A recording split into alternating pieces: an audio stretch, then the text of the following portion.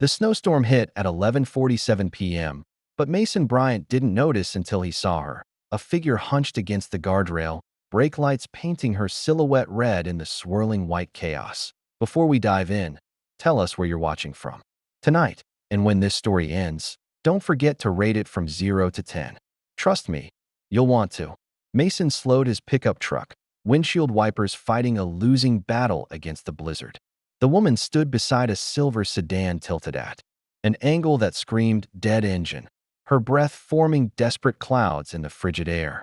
She wasn't dressed for this. Thin jacket, no gloves, holding what looked like a cell phone toward the sky like a prayer. He'd been driving this stretch of Highway 9 for 3 years, ever since the divorce, ever since he'd started making the 2-hour trek between his apartment and his daughter Ella's house every other weekend. He knew every pothole, every blind curve, every place where hope went to die on a Tuesday night. But he'd never seen anyone look quite this lost. Mason pulled over, hazard lights blinking like a heartbeat. Through his rearview mirror, he watched her turn toward his truck, uncertainty etched in every line of her posture. Smart woman, stranger in a snowstorm, middle of nowhere. Trust was a luxury she probably couldn't afford. That he rolled down his passenger window, cold air slapping him awake. Engine trouble? She stepped closer, and the dome light caught her face. Young, maybe early 30s, with dark hair escaping from a ponytail and eyes that held too much weight for someone her age. Battery's dead, she called back. Phone 2. I've been here about an hour. An hour. In this weather, that was how hypothermia started its quiet work. I'm Mason, he said, keeping his voice steady, non-threatening. I've got jumper cables if you want to try, but honestly, nothing's moving tonight except the snow plows. You need somewhere warm. She hesitated, and he could see the calculation happening behind her eyes. Risk versus exposure. Stranger versus storm. I'm Scarlett, she said finally, and I think my car's beyond help tonight. Mason nodded toward his passenger seat. Hop in. I'll keep you safe. The words hung between them, heavier than the snow accumulating on his windshield. Safe. It was such a simple promise, but Mason had learned that simple promises were the hardest ones to keep. Scarlett looked back at her car, then at the empty highway stretching into darkness. When she climbed into his truck, she brought the scent of cold air and vanilla, something soft in a world gone sharp. Thank you, she said, buckling her seatbelt with hands that trembled slightly. I was starting to think I'd become a cautionary tale. Mason shifted into drive, feeling the weight of responsibility settle around his shoulders like a familiar coat. Where were you headed? Cedar Falls. My daughter's with a babysitter, and I was supposed to be home 3 hours ago. Her voice cracked just enough to reveal the worry underneath. She's only 4. She doesn't understand when plans change. Something twisted in Mason's chest. He knew about daughters who didn't understand, about promises broken by circumstances beyond anyone's control, about the particular guilt that came with being a parent who couldn't control everything, especially time and distance and the weather. We'll get you there, he said, or at least somewhere with a phone that works. As they drove deeper into the storm, Mason caught glimpses of Scarlett in his peripheral vision, the way she kept checking her own phone, the set of her jaw when the signal bars remained stubbornly empty, the way her breath still came out in small puffs despite the heater running full blast. He wanted to ask about the father, about why she was driving alone on a night like this, about the sadness that seemed to follow her like a shadow. But some stories revealed themselves slowly, like frost forming on glass. Instead, he focused on the road ahead, where his headlights carved a narrow tunnel through the darkness, and tried to ignore the feeling that this moment, this chance encounter, in a snowstorm, was about to change everything. The diner appeared through the snow like a ship emerging from fog, neon sign flickering 24 hours in pink and blue. Mason had never been so grateful to see artificial light cutting through natural darkness. Thank God, Scarlett breathed, the first words either of them had spoken in 20 minutes. The silence hadn't been uncomfortable, more like two people conserving energy for whatever came next. Inside, the warmth hit them like a wall. The place smelled of coffee that had been brewing since the Clinton administration and pie that might actually be worth the calories. A handful of truckers occupied corner booths, and behind the counter, a woman with silver hair and kind eyes looked up from wiping down glasses. Rough night to be traveling, she said, her voice carrying the easy warmth of someone who'd seen everything twice. Scarlett's fingers fumbled with her phone. Could I possibly use your landline? My little girl, of course, honey. Right behind. The register. Mason watched Scarlett dial, her shoulders tense with worry. While she spoke in hushed tones to what he assumed was the babysitter, he ordered 2 coffees and tried not to eavesdrop. Failed completely. I know, sweetie. I know mommy's late, Scarlett was saying. But remember what we talked about?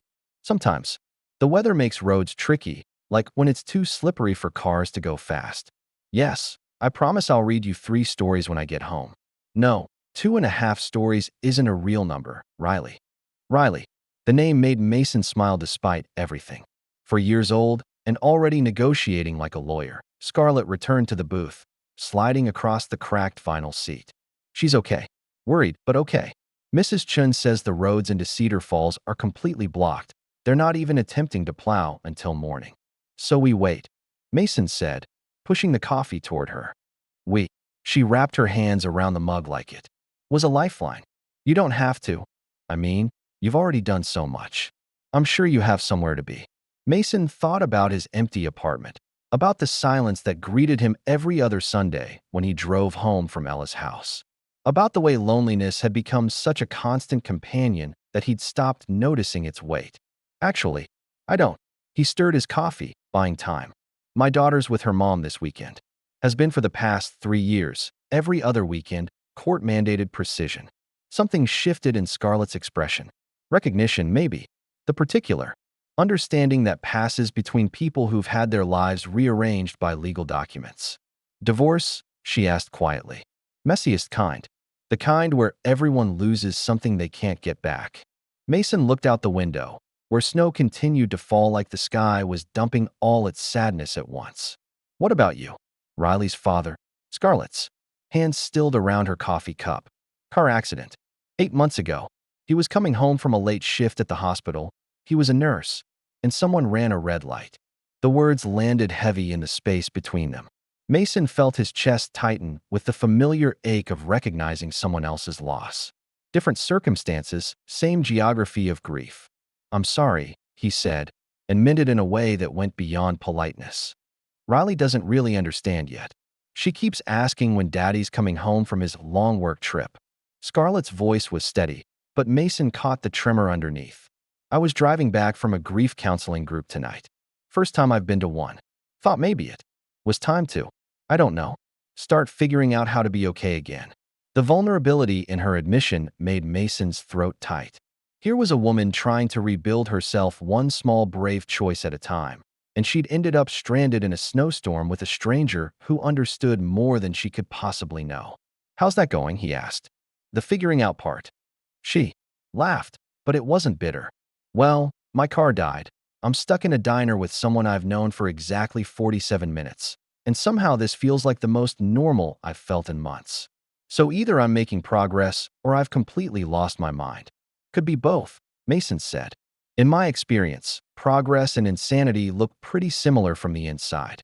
That earned him a real smile, the kind that transformed her entire face. For a moment, the weight she'd been carrying seemed to lift, just slightly. Outside, the storm raged on, but inside the diner, something warmer than coffee was beginning to brew between 2 people who'd forgotten what it felt like to not carry their burdens alone. By 2 a.m., the diner had emptied except for Mason, Scarlett, and one trucker named Big Jim who snored softly in the corner booth. The waitress, who'd introduced herself as Dolores, had switched from coffee to hot chocolate and was pretending not to watch them with the satisfied expression of someone witnessing a story unfold. Tell me about Ella, Scarlett said, cradling her 3rd mug of hot chocolate. The sugar and warmth had brought color back to her cheeks, and Mason found himself cataloging small details. The way she tucked her hair behind her left ear when she was thinking, the scar on her knuckle that looked like it had a story. She's 7, Mason said. Smarter than me, braver than her mother, and absolutely convinced that unicorns are just horses that haven't reached their full potential yet. Sounds like Riley. She informed her preschool teacher that dinosaurs aren't extinct. They just moved to Canada where it's too cold for paleontologists. They laughed, and Mason realized it was the first time in months that laughter hadn't felt like work. With Ella, joy was natural but bittersweet, always shadowed by the knowledge that their time was measured in court-ordered hours. With Rachel, his ex-wife, laughter had died somewhere between the custody hearings and the division of assets that included splitting up their daughter's childhood. "What happened?" Scarlett asked quietly. "With your marriage, I mean. If you don't mind me asking." Mason considered deflecting. 3 years of practice had made him expert at changing subjects when conversations ventured into territory marked by legal documents and broken promises.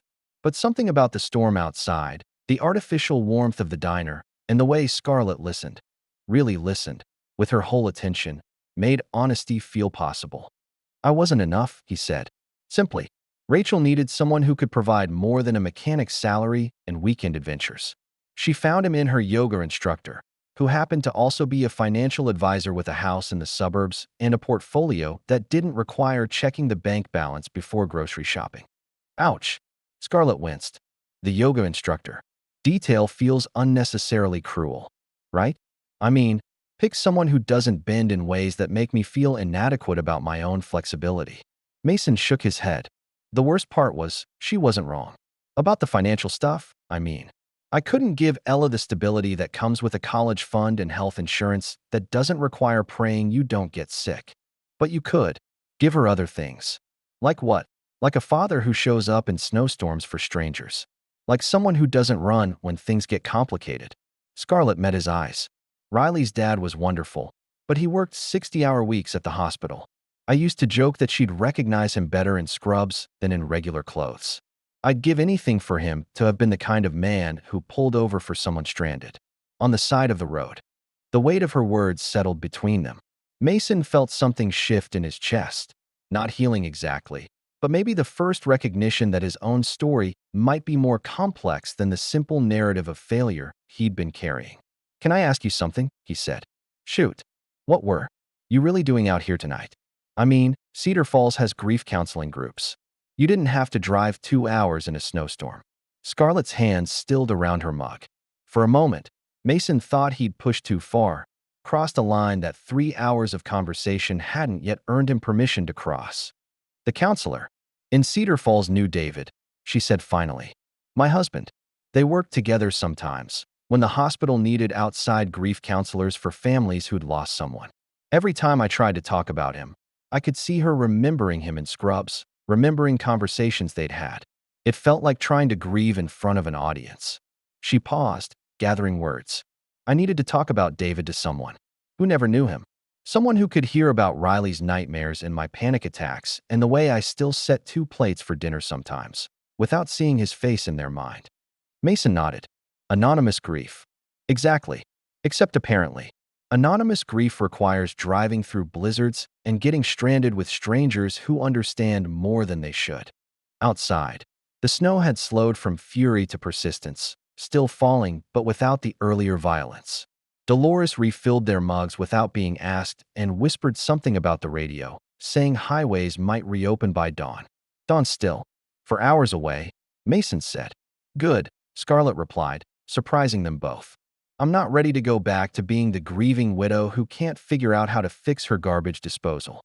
"I can fix garbage disposals," Mason said. "Of course you can. You're probably one of those men who actually knows what all the tools in the garage are for." Guilty as charged. Though in my defense, I only have half a garage now. Rachel kept the good tools in the divorce. This time, when they laughed, it felt like something breaking open, not breaking apart, but breaking open the way seeds do when they're finally ready to grow at 4 a.m. Everything changed. Dolores had dozed off behind the counter, and Big Jim's snoring had reached a rhythm that could have powered a small metronome. Mason was in the middle of explaining why his daughter insisted on wearing her superhero cape to parent-teacher conferences when Scarlett's phone rang. The shrill sound cut through the diner's quiet like a blade. Scarlett fumbled for it, glancing at the screen before her face went white. "Mrs. Chun," she answered, and Mason could hear the panic already creeping into her voice. "What's wrong? Is Riley okay?" Mason watched Scarlett's expression transform.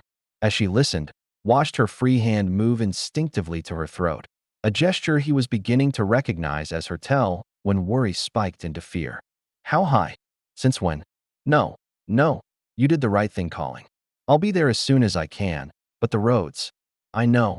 I know she's asking for me. She hung up and stared at the phone like it might offer different news if she looked at it hard enough. Riley's sick, she said, voice tight. Fever of 103. Mrs. Chun doesn't drive, and even if she did, the roads to Cedar Falls are still closed. She wanted to know if she should call an ambulance. Mason was already standing, pulling on his coat. Let's go. Mason, you heard what Dolores said. The highways are impassable for normal cars. I don't drive a normal car. He held out her jacket. I drive a pickup truck with chains, four-wheel drive, and enough stubborn to get through anything that doesn't require actual flight. Scarlett stared at him. You do that? Drive through this storm for a little girl you've never met? The question hit him sideways. Not because he didn't understand why she'd ask it, but because the alternative, not going, hadn't even occurred to him. Somewhere in the past 6 hours, Scarlett and Riley had stopped being strangers. They'd become something else, something that bypassed the usual calculations of risk and responsibility. When Ella was 5, she got pneumonia during one of Rachel's weeks. I was 3 hours away at a job site when Rachel called, crying because Ella was asking for me and the doctors were using words like hospitalization and monitoring. I broke about 15 traffic laws getting to that hospital. He helped Scarlett into her coat, his hands briefly steadying on her shoulders. Every parent deserves someone who breaks traffic laws for their kid. Tonight, that's me. The drive to Cedar Falls was a masterclass in controlled terror. Mason's truck handled the snow better than most, but handling and conquering were different animals entirely. The highway was a white void punctuated by reflector posts that appeared in his headlights like breadcrumbs in a fairy tale where no one was sure of the ending. Scarlett sat rigid in the passenger seat, alternating between checking her phone and gripping the door handle when the truck slipped on patches of ice. Every few minutes, she'd call Mrs. Chun for updates, fever holding steady, Riley asking when mommy was coming home, the babysitter Googling when to take a toddler to emergency room, and not liking what she found. Take the next exit, Scarlett said as they crested a hill and saw the lights of Cedar Falls spread below them like scattered stars. Then left on Maple, right on Pine, and it's the blue house with the white fence that's probably buried under 3 feet of snow right now. Mason navigated streets that hadn't seen a plow in hours, his truck's headlights carving through darkness until they reached a small house glowing with every light turned on. The universal signal of a household in crisis. Before the truck had fully stopped, Scarlett was out and running up the walkway. Mason followed, something in his chest pulling tight as he watched her disappear through the front door. Inside, the house was warm and cluttered with the comfortable chaos of life with a 4-year-old, toys scattered across the living room, drawings covering the refrigerator, a child's jacket hanging on a hook so low Mason had to duck around it. Mrs. Chun, a woman in her 60s with worry etched deep around her eyes, met them in the hallway. She's been asking for you every few minutes, she told Scarlett. The fever broke about an hour ago, but she's still pretty miserable. Scarlett disappeared into a bedroom, and Mason heard the soft murmur of mother voice. That particular tone parents use when their children are sick, gentle and strong and infinitely patient. A few minutes later, Scarlett emerged carrying a small bundle wrapped in a pink blanket. Riley was awake but limp against her mother's shoulder, dark hair matted with fever sweat and eyes that held the peculiar brightness of illness. Riley, Scarlett said softly, this is Mason. He's the one who brought mommy home to you. Riley lifted her head from Scarlett's shoulder and studied Mason with the serious intensity that only sick children and wise old dogs could manage. Are you a superhero? She asked, her voice hoarse but curious. Mason knelt down so he was at her eye level. No, sweetheart. Just someone who knows that mommies belong with their little girls when they don't feel good. Riley considered this, then reached out one small hand to touch Mason's face, her palm hot with lingering fever. Thank you for bringing my mommy back, she whispered. And in that moment, in a stranger's living room at 5 a.m. with snow still falling outside, Mason felt something he hadn't experienced in 3 years, the particular weight and lightness of being exactly where he was supposed to be. The emergency room at Cedar Falls General was a fluorescent-lit purgatory where time moved differently, and hope came in small doses administered by overworked nurses with kind eyes that Riley's fever had spiked. Again during the drive to the hospital. 104.2 degrees, high enough to make the triage nurse move faster, high enough to transform Scarlett from competent single mother into terrified woman whose hands shook as she filled out forms. Mason sat in the waiting room holding Scarlett's purse and trying to remember how to pray. It had been years since he'd attempted conversation with God. Not since the custody hearing when he'd bargained desperately for more time with Ella, but desperate situations called for rusty skills. Through the double doors marked authorized. Personnel only, he could hear fragments. A child crying, machines beeping, the urgent murmur of medical voices discussing blood work and fluids.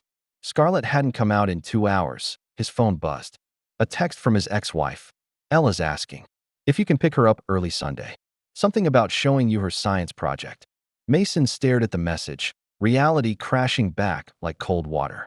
Ella, his own daughter, 3 hours away, probably asleep in her bed with no idea that her father was sitting in a hospital waiting room with people he'd known for less than 12 hours, but who somehow felt like the most important people in his world. What was he doing here? He had his own responsibilities, his own carefully constructed life of every other weekend fatherhood and Tuesday night phone calls. He had no business getting involved in someone else's medical crisis, no right to feel this invested in whether a 4-year-old stranger's fever broke. But even as he told himself this, he stayed in the uncomfortable plastic chair, Scarlett's purse heavy in his lap like an anchor. Mason. He looked up to find Scarlett standing by the double doors, her face drained of color but no longer carrying the raw terror from earlier. She looked exhausted in the particular way that only parents in crisis could manage, hollowed out, but somehow still standing.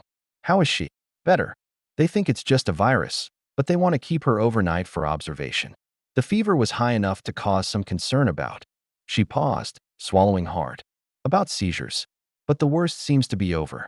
Mason stood, relief flooding through him in a way that surprised him with its intensity. That's good news. It is. Scarlett took her purse back, their fingers brushing briefly. Mason, I don't know how to thank you. For tonight, for driving through the storm, for staying here when you have absolutely no reason to. I have reason, he said quietly. What? He looked at her, this woman who'd tumbled into his life during a snowstorm and somehow made him remember what it felt like to be useful beyond the narrow confines of every other weekend fatherhood. I have reason, he repeated. I just don't know what to call it yet. Scarlett's eyes filled with tears she'd been holding back for hours. Riley asked if you were coming back to see her when she feels better. I told her I didn't know.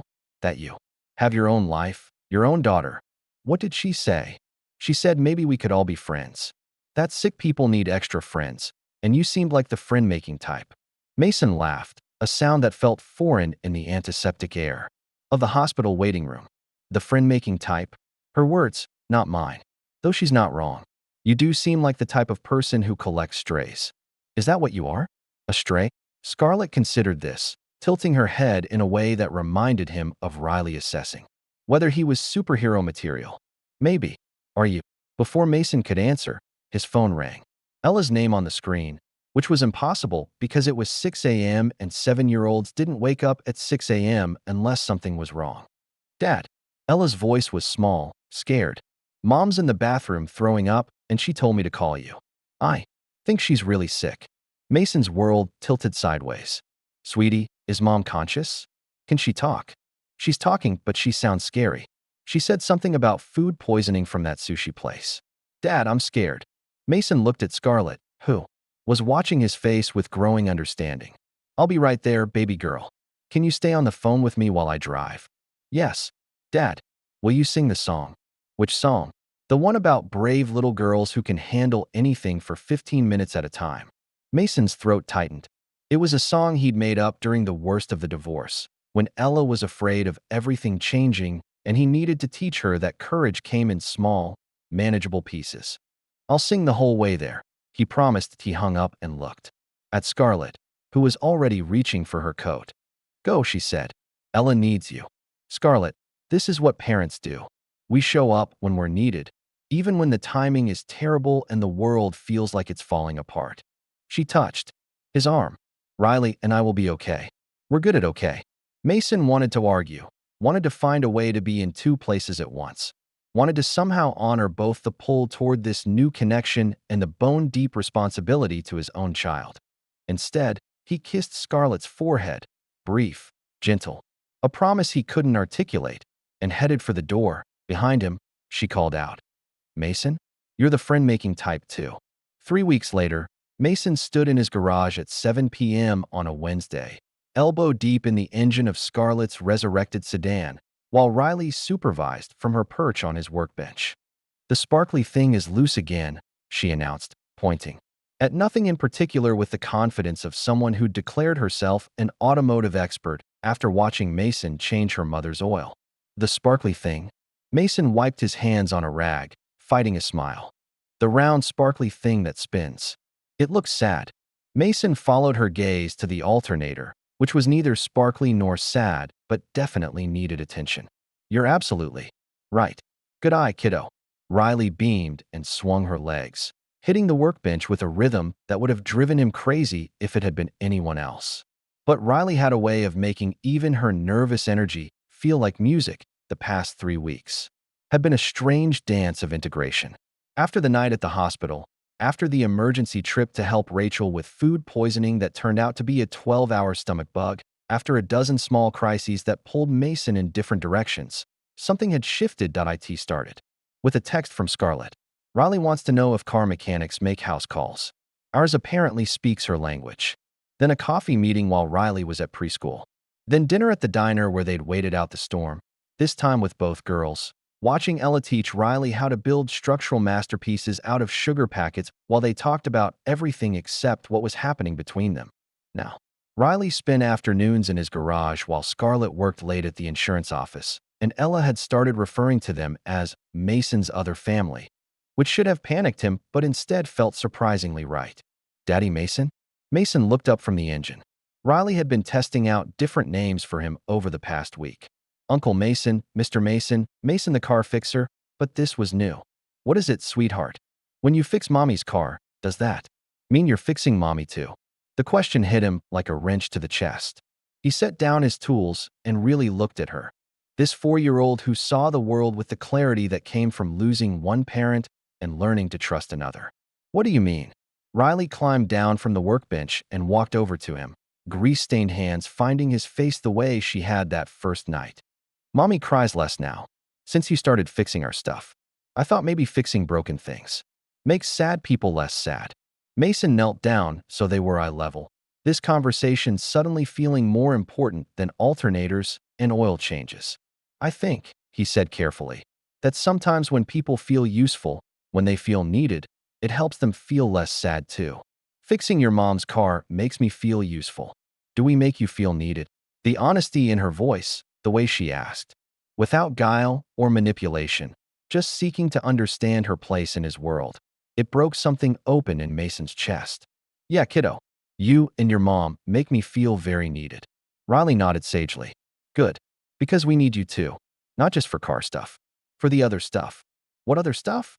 "The stuff that makes families feel like families." Before Mason could respond, the garage door opened and Scarlett walked in, still in her work clothes, but carrying takeout bags that smelled like Chinese food. "How's my pit crew doing?" she asked, and Mason caught the way her eyes softened when she saw Riley's hands on his face, the two of them having what was clearly an important conversation. "Daddy Mason is fixing your sadness by fixing the car," Riley announced with the matter-of-fact delivery of someone reporting the weather. Scarlett's steps faltered. "Daddy Mason?" Riley looked between them, suddenly uncertain. "Is that okay?" "Ella said her mom has a boyfriend now, and she gets to call him whatever feels right. I thought maybe." Mason stood slowly, understanding that this moment balanced on a knife's edge. Too much pressure, and it would shatter. Not enough acknowledgement, and Riley would retreat back into the careful politeness of someone who'd learned not to assume too much about the adults in her life. "Riley," Scarlett said gently, "that's a pretty special name. Are you sure that's what you want to call Mason?" "Well," Riley said, considering this with the seriousness of a Supreme Court justice, "he fixes things when they're broken. He shows up when we need him, and he makes you smile the way Daddy David used to. Plus, he's teaching me about sparkly car parts." That seems like daddy behavior to me. Mason felt his throat close. In 3 weeks, this little girl had somehow distilled the essence of fatherhood down to its core components: presence, reliability, joy, and shared discovery. Scarlett's eyes met his over Riley's head, and he saw his own wonder reflected there. This wasn't how either of them had planned to build a family. But sometimes the best things happened when you stopped planning and started responding to what life offered. If it's okay with Mason, Scarlett said softly, then it's okay with me. Mason looked down at Riley, who was watching him with hopeful eyes, and realized that 3 weeks ago he'd been a part-time father fighting for scraps of relevance in his own daughter's life. Tonight, he was standing in his garage with grease under his fingernails and a 4-year-old calling him daddy, feeling more like himself than he had in years. It's more than okay, he said. It's perfect. Riley launched herself into his arms, and Mason caught her, spinning her around once before, setting her down. Can we eat now? She asked, practical as always. The sparkly car part will still be there after dinner. As they headed toward the house, Riley skipping ahead and Scarlett falling into step beside him, Mason felt the particular weight and lightness of a life rearranging itself around new possibilities. You okay with this? Scarlett asked quietly. Mason looked at her, this woman who'd started as a stranger in a snowstorm and somehow become the center of gravity for a family he hadn't known he was building. Ask me again in 20 years, he said. Deal. The custody hearing was scheduled for 9 a.m. on a Tuesday that felt like the end of the world. Mason sat in the courthouse hallway, wearing his only suit and trying not to think about how much everything was about to change. His lawyer, a woman named Janet who talked fast and charged by the minute, shuffled through papers that would determine whether Ella could spend more time with the family he'd accidentally built. The judge is going to ask about stability, Janet said for the third time, about your living situation, your income, your support system. Rachel's lawyer is going to argue that you're trying to replace her with another family. I'm not trying to replace anything, Mason said. I'm trying to add to what Ella already has. I know that. You know that. But the court sees a man who's gotten involved with a woman and her child after knowing them for 2 months. They're going to question your priorities. Mason's phone buzzed. A text from Scarlett. Ella's science project is amazing. She's explaining photosynthesis to Riley using Legos and dramatic interpretation. Whatever happens today, you've raised an incredible kid. He smiled despite the knot in his stomach. Yesterday, Ella had spent the afternoon at Scarlett's house while Mason worked late, and she'd come home talking about how Riley was really smart for a little kid and how Scarlett laughed at all the right parts of her jokes. Mr. Bryant. Mason looked up to see Rachel walking toward him, flanked by her lawyer and wearing an expression he'd learned to recognize as her handling business face. Rachel. He stood, uncertain of the protocol for greeting your ex-wife before a custody battle. We need to talk, she said. Privately. Her lawyer looked annoyed, but Rachel was already walking toward a quieter corner of the hallway. Mason followed, Janet trailing behind with obvious reluctance. I've been thinking about what's best for Ella, Rachel said without preamble. About this whole situation with you and Scarlett. Mason nodded, bracing himself for the argument he'd been dreading. I met her last week, Rachel continued. At Ella's school. She was picking up Riley from the after-school program, and Ella introduced us. This was news to Mason. Ella didn't mention, because I asked her not to. I wanted to see for myself who you were bringing into our daughter's life. Rachel paused, and something in her expression shifted. She's not what I expected. What did you expect? Someone trying to replace me. Someone who'd make Ella call her mom or who'd undermine our relationship. Rachel looked down at her hands. Instead, I found someone who spent 10 minutes telling me how proud Ella is of her science project, how she talks about me constantly, how much she loves our Saturday morning pancake tradition. Mason felt his chest tighten with hope he didn't dare acknowledge. Scarlett asked me about Ella's food allergies, Rachel continued. About her bedtime routine, about whether she still sleeps with that ridiculous stuffed elephant. She asked me how to help Ella feel secure when she's bouncing between 2 houses with 2 different families. Retry e continue edit. She wasn't trying to take over, Rachel said quietly. She was trying to figure out how to fit into Ella's life without disrupting what we'd already built. Mason stared at his ex-wife, trying to process this version of events. Rachel, I'm withdrawing the objection to your custody modification request, she said. Ella should be able to spend more time with you. And with them. The words hit Mason like a physical force. 2 years of legal battles, of fighting for every extra hour, of feeling like he was begging for permission to be his daughter's father, and it was ending with a conversation in a courthouse hallway. Why, he asked. Rachel was quiet for a long moment, watching lawyers and families navigate their own crises in the echoing space around them. Because Ella came home last week and told me she finally understands what you've been trying to teach her about chosen family, she said. She said she used to think families were just the people you were stuck with, but now she knows families are people who choose to stick with you. Mason felt his throat close. And because, Rachel continued, I've watched you try to be the best father you could be with the time you were given, and I realized that giving you more time doesn't take anything away from me. It just gives Ella more people who love her. Janet appeared at Mason's elbow, looking confused. The court clerk says you're withdrawing your objection? Rachel nodded. We'll work out the new schedule ourselves. Ella deserves to have her dad more than every other weekend. An hour later, Mason stood outside the courthouse in the spring sunshine, holding paperwork that granted him joint custody and trying to believe that sometimes things actually worked out. His phone rang. Scarlett, how did it go? She asked, and he could hear Riley chattering in the background about something involving dinosaurs and lunch. Good, he said. Really good. Rachel, she surprised me. Good surprised or bad surprised? The kind where Ella gets to spend weeknights with us sometimes. The kind where I don't have to ask permission to take her on vacation. The kind where she can have sleepovers at your house without it being a federal case. Silence on the other end, then Scarlett's voice, thick with emotion. Mason. Yeah. Riley wants to know if this means Ella can come to her birthday party next weekend. Mason laughed, the sound echoing off the courthouse steps. Tell her yes. Tell her Ella wouldn't miss it. And Mason, I'm proud of you. For fighting for her. For never giving up. For building something beautiful out of something that started broken. That evening, Mason sat on his couch with Ella curled against one side and Riley against the other, reading The Runaway Bunny. For the third time, while Scarlett graded insurance paperwork at the kitchen table. Dad, Ella said during a pause between pages. Yeah, baby girl. I'm glad you found Scarlett in the snow. Me too. And I'm glad Riley needed someone to teach her about car parts. Also me too. Riley lifted her head from his shoulder. I'm glad. You're the kind of person who stops for people who need help.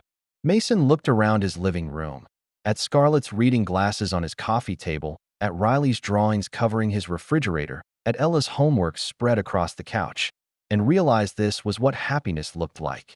Not perfect, not without challenges, but real in a way that made everything else feel possible. You know what I'm glad about, he said. What? Both girls asked in unison. I'm glad that sometimes the best things happen when you're not looking for them. When you're just trying to do the right thing and the universe decides to give you more than you ever thought to ask for.